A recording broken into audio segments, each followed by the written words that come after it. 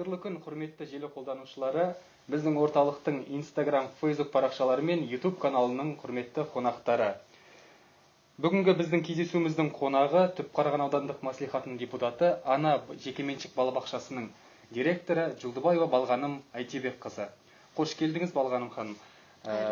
Сұхбатымызды бастамастан бұрын бейнероликке назар аударсақ деймін. Жолдыбаева Балғаным Айтебековна 1976 жылы Жаңаөзен қаласында көп балалы отбасында дүниеге келген. Ақтау қаласындағы нөмірі 20 мектептен 11 жылдық білім алып, 1993 жылы аталған мектепті бітірген. Мамандық таңдауда Балғаным Айтебековна негізгі ойын ұстаздықпен байланыстырып, Орталық Азия университетінің колледж қабырғасына түсіп, 2006 жылы бастауыш сынып мұғалімі мамандығы бойынша бітірген. Еңбек жолын ішкі істер бөлімінде құжаттарды рәсімдеу мамандығы бойынша бастаған. 2019 жылы Алматы қаласындағы Қайнар академиясында педагог-психолог мамандығы бойынша жоғары білім алады. Сонымен қатар 2019 жылы Нұр-Сұлтан қаласында ТМД елдері бойынша техникалық білім жүйесін дамытудың халықаралық қоғамдық қорында оқып, педагогика, психология, логопед мамандығы бойынша білім жетілдіреді. 2011 жылдан бері жеке кәсіпкер, алғаш кәсібін азық-түлік сатумен бастаған. 2019 жылы қыркүйек айында Сайын Шапағатов селолық округінде 75 орындық ана жекеменшік балабақшасын ашып, аз қамтылған көп балалы отбасыларға, жалғызбасты аналарға 50% жеңілдікпен төлем төлеу және тегін қатынау мүмкіндігін қарастырған. 2020 жылы қазан айында Сайын Шапағатов селолық округінен бастауыш партия ұйымының тарапынан праймеризге қатысып, жоғары дауыс жинап, Қазақстан Республикасының парламентінің мәжілісі мен мәслихаттар депутаттарының сайлауына кандидаттығы ұсынылып, Түпқараған аудандық мәслихатының депутаты болып сайланды. Балғаным Айтебековнаның ауданның белсенді азаматшасы ретінде түрлі марапаттар иесі. Қазақстан Республикасының тұңғыш президенті Нұрсұлтан Әбішұлы Назарбаевтың алғыс хаты, Нұр Отан партиясы Маңғыстау облыстық филиалының төрағасының алғыс хаты, Маңғыстау облысының әлеуметтік-экономикалық дамуына қосқан үлесі үшін облыс әкімі Серікбай Тұрымовтың алғыс хаты, Түпқараған аудан әкімі Айбек Қосуақовтың алғыс хаттары солардың бірі мен бірегейі. Отбасында ұл мен қыз тәрбиелеп, немере сүйіп отырған сүйікті жар, ене, әже. Балғаным ханым, тағы да қош келдіңіз. Бүгінгі кездесуімізге келісім бергеніңіз үшін көп рахмет сізге. Жастар атынан, жалпы осы аудандық жастар атынан, орталықтың қызметкерлер атынан сізге өз алғысымды білдіремін. Жаңа видеода айтып өткендей, сіз өзіңіз аудандық мәслихаттың депутаты болдыңыз, праймеризге қатысып. Жалпы осы кіріспе сұрақ ретінде сізге депутат болғанға дейінгі балжан мен депутат болғаннан кейінгі балжан, яғни сізде не өзгерді жалпы өзіңізде? Айырмашылығыңызды айтып жіберсеңіз. Қайырлы күн баршаға. Осы жобаға шақырып отырғандарыңызға рахмет. Енді сіздің қойып отырған сұрағыңыз бойынша не өзгерді деген сұрақ қой. Былай айтқанда, осыған дейінгі, болғаннан кейінгі деген. Бұған мен былай деп жауап берер едім. Осыған дейін мен жеке кәсіпкер, өзімізбен өзіміз жүрген қарапайым, кәдімгі, енді былай айтқанда, жаңағы қалай айтсам болады. Бір сөзбен айтқанда, біреуге бір көмек жасағанда да өз тарапынан азғантай, азды көпті көмегіңді бересің, былай айтқанда. Ал енді бәріне бірдей көмектесу мүмкін емес. Ал қазіргі жағдайда кішкене бұл өзгеріс жақсы жағына десем болады. Мысалға, депутаттық сауал арқылы біздер көмектесе аламыз. Мысалға, оны былай десем болады. Жаңағы бір өзімізге қоғамдық қабылдау ретінде айына бір рет қабылдау дейді, бірақ біз оған қарамаймыз. Біздерге жаңағы хабарласу арқылы, желі арқылы, телефон арқылы хабарласып отырған тұрғын болсын, біздер міндетті түрде олармен тікелей байланыстамыз да. Мысал ретінде айта кетейін, мысалға осы жақын арада бір тағы бір осындай жағдай болды. Ол жаңа Өтегенова Гүлнара дейтін. Ерекше бала күтімінде, жолдасы да жаңағы мүмкіндігі шектеулі азамат. Енді сол маған бір Астанада жүрген уақытында жаңағы WhatsApp желісі арқылы маған бір мынандай не тастайды, бір жолғы көмек ретінде маған бір баламды емдеуге бір көмек болса үкіметтен деген сияқты болады. Соған енді депутаттық сауал жолдап, әкімшілік тарапынан барлығы сол қолдау тауып, демеушіліктің былай айтқанда жаңағы арқасында оң шешім қабылданды. Енді көптеген нәтижелер болып жатыр, енді Аллаға шүкір деймін. Тамаша. Енді осы сұрақтан ауытқымай, сіз жалпы осы Нұр Отан атынан мәслихат депутатысыз. Жалпы осы праймеризге қатысар алдында әркім өзінің сайлауалды бағдарламасын ұсынды. Сол секілді осы өзіңіздің сайлауалды бағдарламаңыздағы ұсынған кездегі ең маңызды және ең өзекті деген және осы жолда бастау алған бір шараларыңызды, маңызды мәселелеріңізді атап өтсеңіз, айтып өтіп кетсеңіз. Жалпы бұл жерде праймеризге қатысу алдында біздердің өзіміздің жаңағы бағдарламамыздың ішінде де ең басты мәселе менің көп балалы, жалғыз басты, жағдайы жоқ отбасылар, мүмкіндігі шектеулі жастарға көмек болса деген ниетпен қатысқан болатын. Шүкіршілік, қазір енді сол жаңа мақсаттарымызға жетіп, дауыстың арқасында десем болады. Қазіргі таңда Түпқараған аудандық мәслихат депутаты ретінде осы Нұр Отан партиясының сайлауалды бағдарламасының жол картасының іске асуы мақсатында қазір мен бір неге тоқтай кетейін. Ең маңызды бұл жерде жаңағы мына ауылдарда, аудандарда тұрақты жұмысты жандандыру мақсатында кәсіпкерлікті дамыту жолға қойылған. Ол мысалға үкімет тарапынан гранттар беріліп жатыр, бөлінуде. Бұл жаңағы қайтарымсыз дейді ғой, былай айтқанда. Сол үлкен көмек көрсетеді. Мысалға бір айда 15 жобаға адам қатысатын болса, соның 12-сі жаңағы сол грантқа иегері болады. Өздерінің кәсіптерін жалғастыруда. Ол деген үлкен мүмкіндік деп ойлаймын. Және алға қарай сол жаңағы жалғасын тауып жатыр. Оған да мен өзім жаңағы арасында болып, көзіммен көріп, соған қуанып жатырмын. Енді былай айтқанда, көптеген оң шешімдер, былай айтқанда, ол жерге келетін жаңағы жұмыссыз азаматтар, жаңағы көп балалы, мүмкіндігі шектеулі жандар, мысалға да енді шындығында сол өзінің кәсіптерін ары қарай жалғастырып кете алады. Көп рахмет. Енді сізде жаңа видеода да айтып өтіп отыр, сіз өзіңіз жекеменшік балабақшаға 50% жеңілдікпен көп балалы аналарды қабылдайды екенсіз. Жалпы осы лекториумге дайындалар алдында біз сіз туралы ақпарат жинаған кезде бір жомарт жан ретінде танып үлгердік. Осы бойынша енді сізге сұрақ, қайырымдылыққа көзқарасыңыз қандай сіз өзіңіздің? Қайырымдылыққа көзқарасыңыз қандай дегенде, бұл жерде қайырымдылықты мен өзімнің ішкі жан дүнием, адамгершілік тарапынан өзге адамға бір қуаныш сыйлағым келіп жасаймын шындығында. Мысалға жаңағы мына біздің ауылда 2019 жылы мен жаңа балабақша ашқан уақытында да сондай мақсатпен ашқан болатынмын.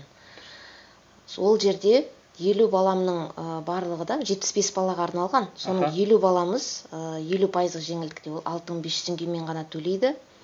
15 баламыз ол тегін қатынаған болатын. Мына карантинге дейінгі уақытта да. Және сонымен қоса біздер көлікпен қамтамасыз еттік. Былай айтқанда ол көп деген жаңағы барлық жағдайын жасау деген сөз. Ата-ана жұмысқа шығуына мүмкіндік, таңертеңнен кешке дейін ол балабақшада деген сияқты. Көп рахмет. Жаңа өзіңіз бала туралы айтып жатсыз ғой енді. Жалпы өзіңіздің балалық шағыңыз қалай өтті? Енді балалық шаққа тоқталатын болсам, мен өзім 4 айынан бастап ата әжемнің, нағашы ата әжемнің қолында өстім. Мал ауылда, кәдімгі қара домалақ, ауылдың қара қызымын. Кішкентайымнан, енді көз алдарыңызға елестете беріңіздер. 4 айымнан бастап мал ауылда өстім. Түйе, сиыр, қой, ешкі деген сияқты кәдімгі мал ауылда. Енді былай мысал ретінде айтайыншы, енді ең жақсы кездерім сол балалық шағым деп ойлаймын. Себебі мал ауылда қазіргі таңдағыдай интернет жоқ. Барлығы жаңағы пеш, қия келу, от жағу деген сияқты. Соның бірінде жаңағы әжелеріміз далада қазанға балқаймақ пісіріп атады. Оны біздер жайлап пісіріп болам дегенше нетеміз ғой, жеп кетеміз ғой.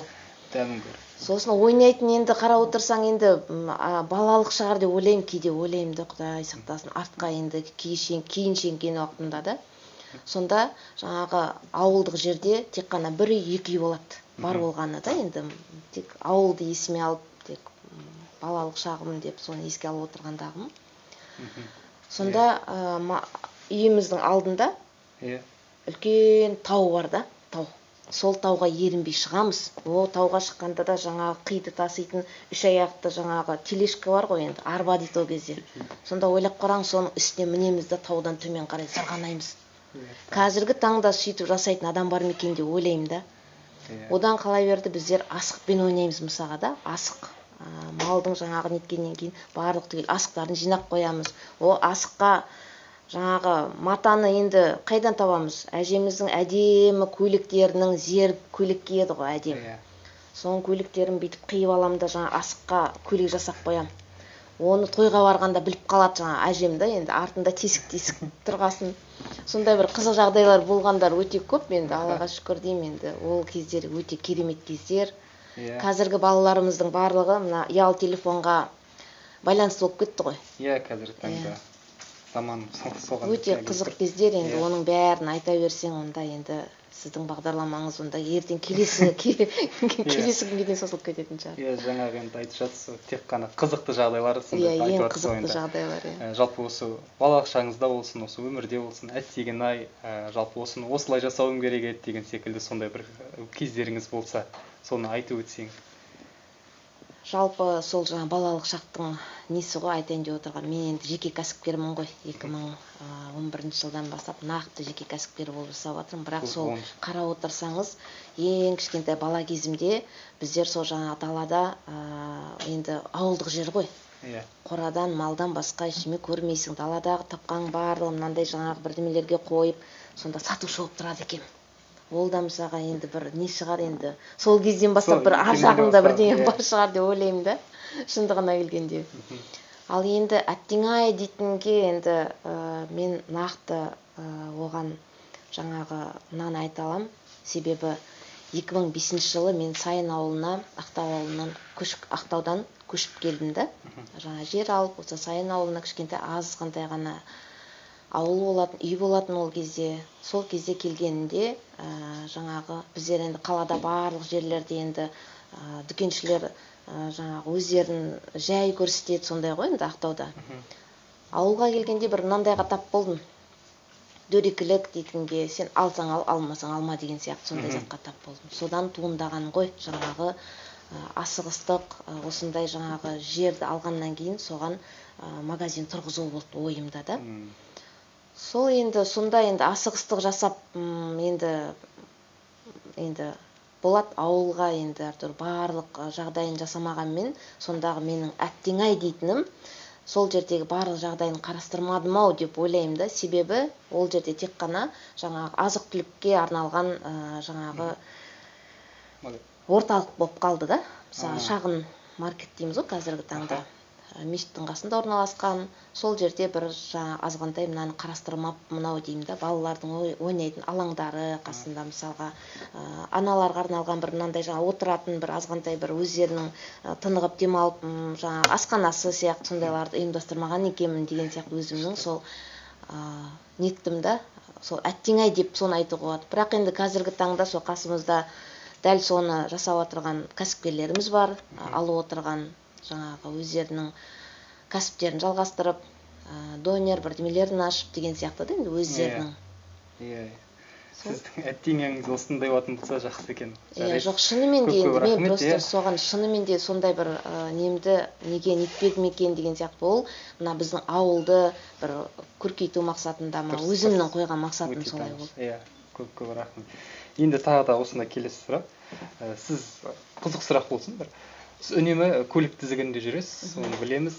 Жалпы осы жолда келіп машина жүргізіп жүрген кезде қандай әуендер тыңдайсыз? Жалпы өзіңізге қандай әуендер тыңдаған ұнайды? Классика болсын, стардың әні деген секілді. Жалпы иә, енді көлікті енді мен 2005 жылдан бері жүргізудемін. Ең бірінші көлік айдағаным, ол да қызық жағдай енді.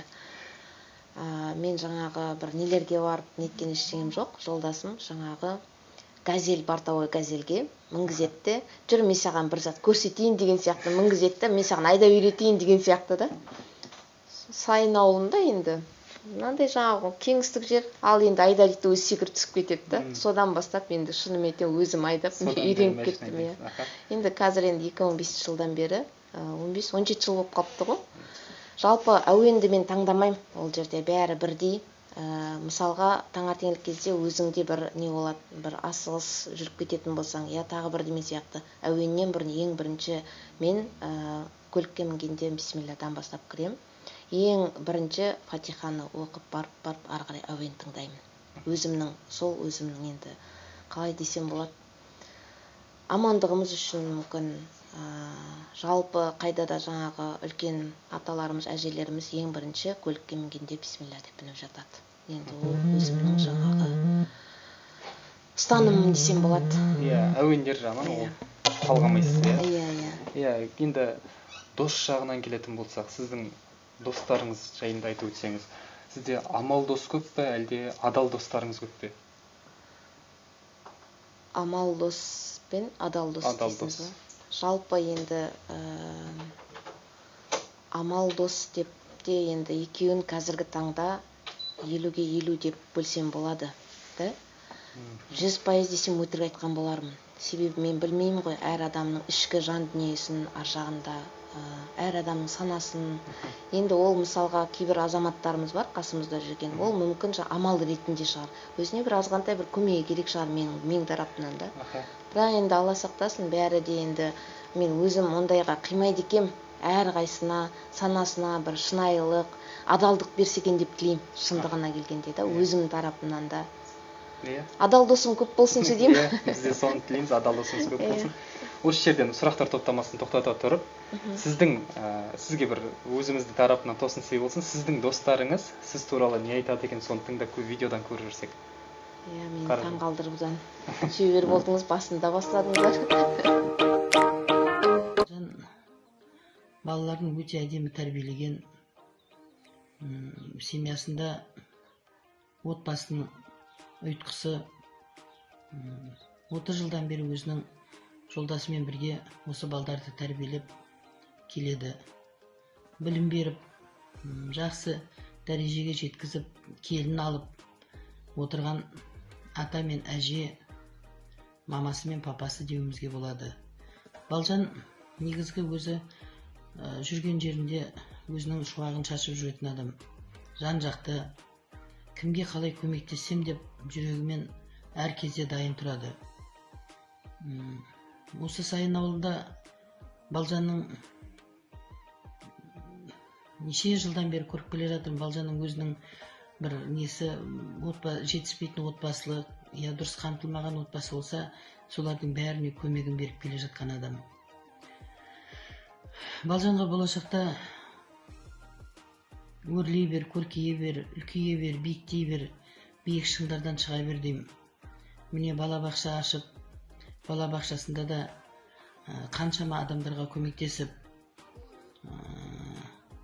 жетпей отырған отбасыларды 50%-бен мүлде ешқандай қаражаты болмай отқан балдарды тегін балабақшаға қабылдап, өзінің сондай көмегін көрсетіп отыр.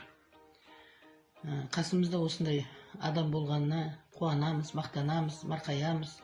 Балжан жаным, өсе бер, биіктей бер, халқыңа, еліңе қолынан келген жақсылықты аямай істей бер. Алла тағала саған бар күш қуатын, жақсылығын берсін деп тілегімді айтқым келеді. Мен Жолдыбаева Балғаным Айтбековнаны көп жылдардан бері танимын. Ол кісімен бірге соңғы кездері жұмыстаста болып көрдім. Ол кісіні осы жұмыстас болу барысында өзге қырынан көрдім деп айтсам қателеспеймін. Себебі көптеген жалғызбасты аналарға, көп балалы аналарға, көптеген отбасыларға, мүгедек жандарға көмектескенін көріп, ол кісінің еңбекқор және өзінің қолындағы барды өзгеге бөліп беретіндігін, сондай мейірімді жан екеніне көзім жетті. Балғаным ханымға еңбекте табыс тілеймін, халқының қалаулысы, елінің елеулісі болсын деген тілегімді білдіремін. Балғаным ханым ауылымыздың дамуына өзіндік үлесін қосып, тынбай еңбек етіп жүрген жандардың бірі. Халықпен жұмыс жасау барысында өзіндік сара жолы бар. Алдағы уақытта осындай еңбегін аямай жоғарғы белестерден көріне беруіне тілектеспін.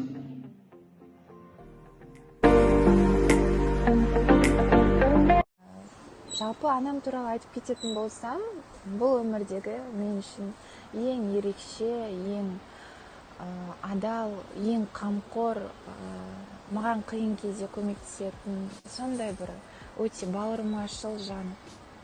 Мен анаммен мақтанамын, былай айтқанда. Мен анамды қатты жақсы көремін, қатты сыйлаймын. Оның қолынан келмейтін нәрсесі жоқ. Өте көп сезімімді жаңағы сөздермен жеткізіп айту мүмкін емес. Мен анамды жақсы көремін, қатты сыйлаймын, құрметтеймін. Мен ол кісіге рахмет айтамын, осындай маған өмір берген үшін.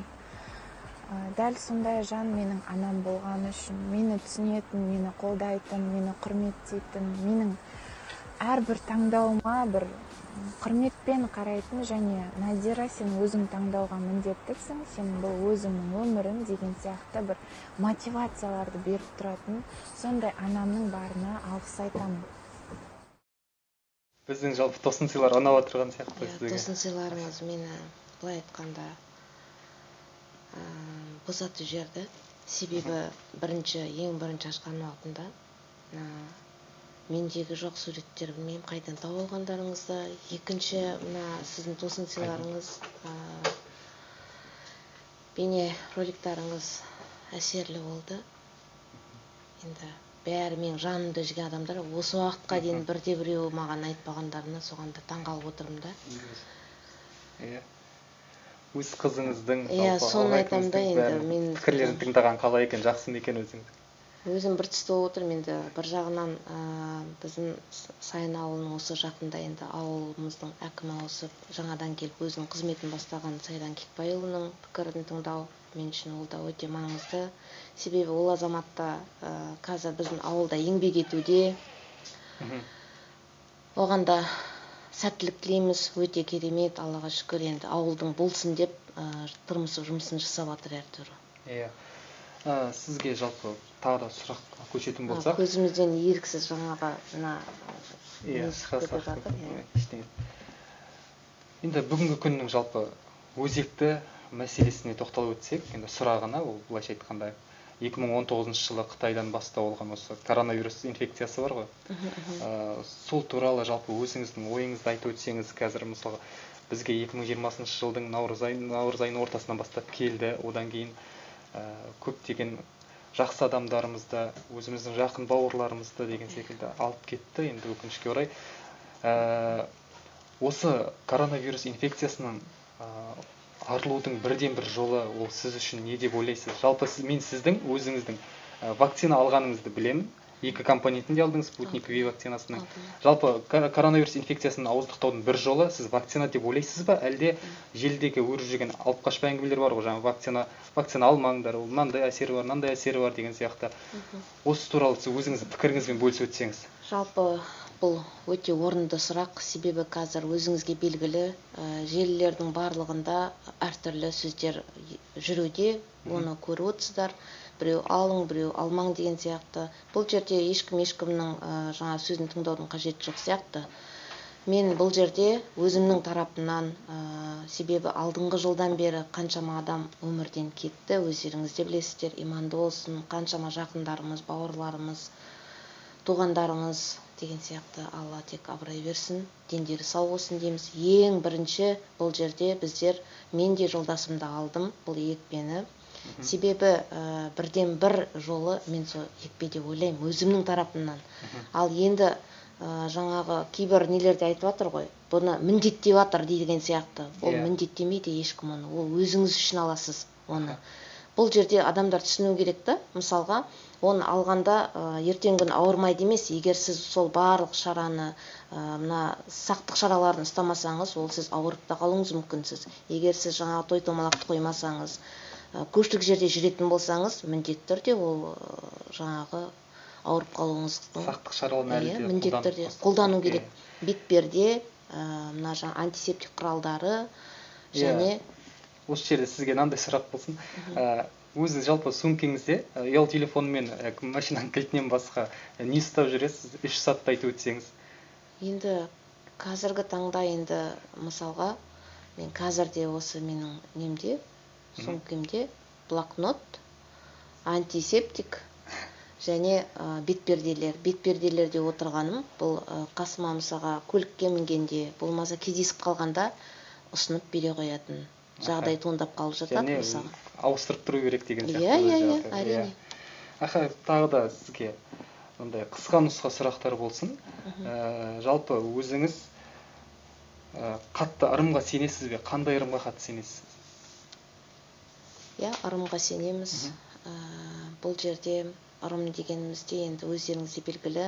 Қазір енді мен енемін, әжемін дегенде, мысалға келін алған уақытында ең жаңағы өзіміз ырымдап атамыз. Ай, осы бір ауылдың үлкен апамыз бар еді деген сияқты әркімнің өзінің ырымы болады. Сол адамға жаңағы орамал тақтырып атамыз. Болмаса немерелі болғаннан кейін тұсау кесу рәсімін жасап атамыз. Оның барлығы сол ырым ғой.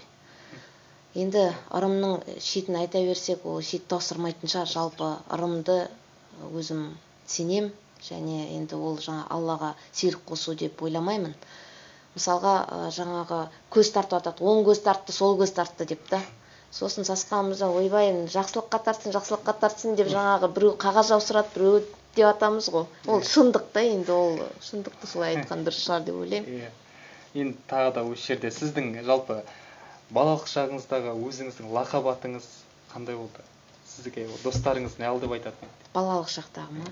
Балалық шақта енді мен қазір айтсам сіздер күлетін шығарсыздар. Отырып алып. Айтып көріңіз. Бәкентай дейтін еді. Бәкен.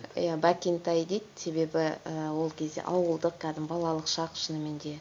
Ал жаңағы өзіміздің одан кейін мектепке барды, класстастарымыз, сыныптастарымыз болғаным дейді, балғаным дейді. Балғаным дегенге тілдері келмегесін жерде балғаймақ дейтін болды. Енді сонда қарап отырсаң лақап есімдерім өте көп болайып тұр. Бәкентай дейді, балғаным дейді. Ең сонда енді жұмысқа кіргеннен кейін ол кезде ішкі істер бөлімінде тілдері келмейді орыстардың, мысалға орыс азаматшалармен жұмыстас болдық. Сол кезде жаңағы давай мы тебя назовем Балжан деген сияқты, жаңа Балжан деп сонымен Балжан есімді алған болатынмын. Жалпы әлеуметтік желіде мен сізді Facebook парақшаңыздан байқаймын. Жалпы әлеуметтік желіде белсендісіз. Facebook парақшасынан басқа қандай әлеуметтік желілерде барсыз өзіңіз? Үнемі қолданатын бір? Жалпы Facebook парақшасымен бірге Instagram парақшасы бар. Осы екі парақшамен жұмыс. Жалпы мен тағы осы парақша жөнінде айта өткім келеді. Мысалға қазіргі таңда мен енді Түпқараған аудандық мәслихат депутаты ретінде мысалға Facebook парақшасында біздер күнделікті ауылда, ауданда не жасалып жатыр, соның барлығымен бөлісіп отырамыз. Ол жаңағы сол жердегі біздің достарымыз, мысалы көріп отырған қандай адам бізде жаңағы бар, менің парақшамда соның барлығы көріп отыр және бөліседі жан-жақтарға. Ол да бірден бір біздің жаңағы жасалып отырған істеріміздің бірі деп ойлаймын. Халықты құлақтандырып отыр. Қазір мысалға апта сайын сенбі жексенбі күндері мысалға жаңағы Сайын мен Ақшұқыр ауылының ортасында 21 километрде орналасқан Балаулиге қарама-қарсы Көкжар базарында мүнде жаңағы сенбі жексенбі күндері жәрмеңке өтеді. Сонында біздер жариялап отырамыз. 3 күн бұрын, 4 күн бұрын деген сияқты сондай жариялап және соған баруға тырысамын. Жаңа сенбі күндері, жексенбі күндері сол адамдар көрсе екен деп. Бірақ сонда да бұл жерде айта кететін жағдай, жаңағы Facebook желісі болсын, Instagram желісі болсын, міндетті түрде соның жаңағы біздер жаңағы жариялаймыз, жариялағаннан кейін астында комментарий қалдырады, мысалға да. Сонда да бірдемелер тауып тұр ғой астына. Неге жаңағыдай өздерінің бірдемелерін жазады да, мынандай ұнамай қалған жерлерін жазады. Мен айтамын да, енді Аллаға шүкір сендерді шақырып жатыр, осы базар ашылады деп деймін да, енді. Одан қала берді жаңа ауыл кәсіпкерлері, облыс кәсіпкерлері келіп өздерінің өнімдерін, әлеуметтік маңызы бар тауарлар ол жерде арзан. Қалған тауарлар ол енді өзінің бағасымен сатылады. Мысалы Ақтөбенің сметандары, әртүрлі, мысалы қолдың өнімдерін олар енді өзінің бағаларымен сатады ғой. Сол сияқты ол жерде жалғыз өнім емес, көптеген мысалға көшеттер келеді, ойыншықтар, енді менің жаңа парақшамды қарайтын болса, оның барлығы көрініп тұр енді. Тағы да бір осындай бір жақсы сұрақ болсын сізге. Жалпы өзіңіз шақырылған жерге уақытылы барасыз ба? Шақырылған жерге енді мүмкіндігімше әрине уақытымен барғым келеді, баруға тырысамын. және кішкене ертерек барып соны алдын ала жаңағыдай бір 5 минут 10 минут бұрын барғанды жақсы көремін өзім жалпы. Бізге де солай ертерек келдіңіз. Иә, сосын сізге де сол ерте келіп. Жақсы, рахмет. Сізге осы бір сұхбатымыздың соңында дайындап қойған бір тосын сыйымыз бар еді. Тосын сый болғанда ойынымыз. Қазір сізге құлақ қап береміз. Мен дейтін сізге құлақ қап беремін. Құлағыңызға тағып алып, ол әуендер жүріп отырады. Ол жерде мен сізге сөздер жасырамын. Сіз соны тауып керексіз. Дайынсыз. Мен естіліп тұрмын ба? Мен естіліп отқан жоқпын ба? Бастайық ендеше. Құмыра. Құмыра. Айтыңыз. Құмыра ма? Иә, құмыра. Мына музыка дейтін бар ғой, бақырттыр. Әуен дейтін бар ғой, қатты болғаннан құлағым дым естімейді. Көрейік тағы да. Кітапхана. Кітапхана ма? Иә. Естіліп отқан сияқты ғой десең да. Тағы да. Жылқы. Қайталай беріңізші. Жылқы. Жылқы. Иә. Домбыра. Құмыра. Еле. Дұрыс естілмейді. Домбыра. Түсініксіз. Айтып көріңіз. Домбыра. Иә. Балабақша. Балабақша. Балабақша. Құмырсқа. Құмырсқа. Түсінбейді. Құмырсқа. Құмырсқа. Иә. Құлағым бітіп қалды. Рахмет. Рахмет. Иә. Сізге де рахмет дейсіз. Рахмет. Ойыннан негізі сіз сүрінбей шықтыңыз. Көп рахмет сізге. Бүгінгі сұхбатқа келіп, біздерге өз ойыңызбен бөліскеніңіз үшін, жастарға деген былайша айтқанда кеңесіңіз үшін көп рахмет. Біздің орталықтың атынан, жастар ресурстық орталық атынан сізге деген кішігірім сыйлығымыз бар еді. Соны Сіздердің бағдарламаларыңыз, жобаларыңыз іске аса берсін деп тілеймін. Сіздерге алдағы уақытта биіктен көріне беріңіздер. Бәріңізге де тек Алла тағала жақсылық нәсіп етіп, алдымызда жарқырап, осындай ұжыммен бірге бірлесіп жүре берулеріңізге тілекшіміз. Қонақтарыңыз көп болсын. Әумин. Көп рахмет.